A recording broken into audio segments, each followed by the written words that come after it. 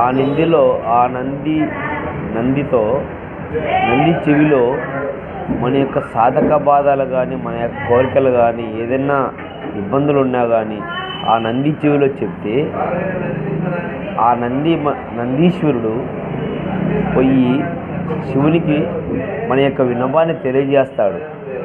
అందుకోసమే మొట్టమొదటగా శివాలయానికి వెళ్ళినప్పుడు నందిని ముక్కి నందిలో మన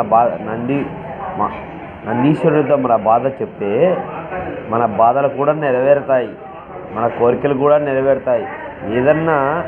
మనకు ఏదన్నా ఇబ్బందులున్నా అవి తీరిపోతాయి, మన యొక్క కోరికలు కూడా నెరవేరుస్తాడు.